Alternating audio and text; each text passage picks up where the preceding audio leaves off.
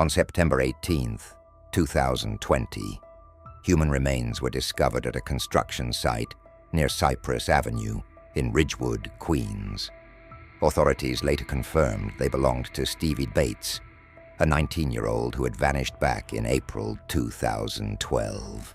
Her final confirmed sighting came on the morning of April 28th at New York's Port Authority bus terminal. After 8 long years, her family finally received closure, though heartbreaking questions remain unanswered. Stevie was born on December 29, 1992, in New York City, to Daryl and Vivian Jones. She grew up with her sister Serena and a stepfather. Her mother described her as outgoing, bright, and loyal. At the Bronx High School of Science, she excelled academically, cheered for the team, and earned recognition as a National Achievement Scholar.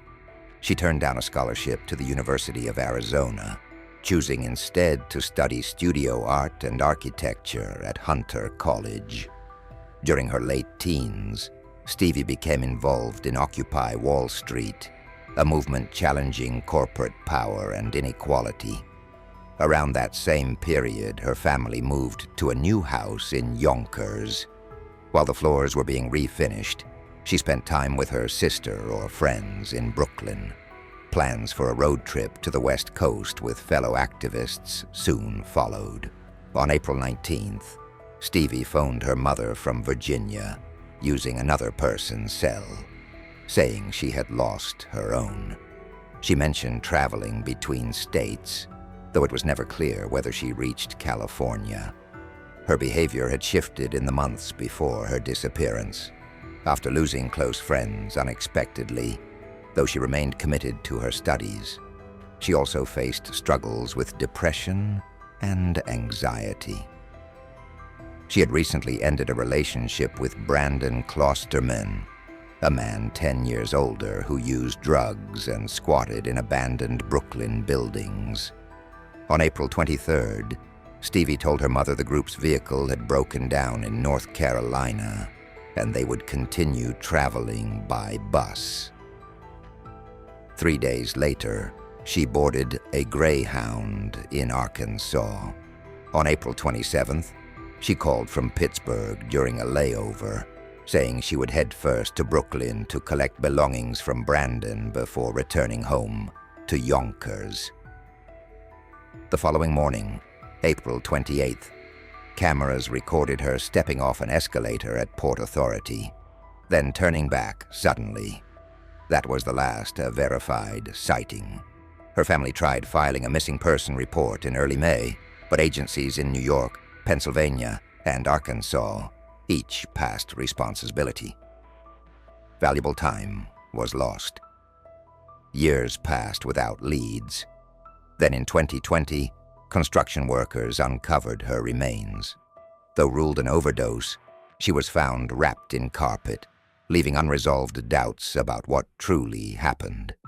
Stevie's loved ones continue seeking justice, remembering her as a gifted young woman whose life ended far too soon.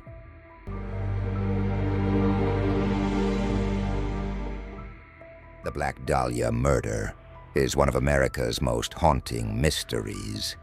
It centers on the brutal 1947 killing of 22-year-old Elizabeth Short in Los Angeles, California. Elizabeth was a young woman with dreams of becoming an actress. Born in Boston on July 29, 1924, she grew up with her parents and 4 sisters. During childhood, her family suffered greatly when the 1929 stock market crash ruined them financially. Soon after, her father disappeared, leaving his car abandoned on a bridge, making many believe he had taken his own life. At 16, Elizabeth developed breathing problems and underwent surgery. Her doctor suggested warmer weather might help, so she spent winters in Florida with family friends. She dropped out of school, traveled often, and eventually received a letter in 1942 from her father, who shockingly revealed he was alive and living in California. Hoping to reconnect, Elizabeth moved west, but their relationship quickly collapsed. In 1943, she relocated to Santa Barbara. That summer, she was arrested for underage drinking and sent back to Boston, though she soon returned to Florida, then Los Angeles. She lived in multiple places, working odd jobs, often struggling with money but somehow paying her rent.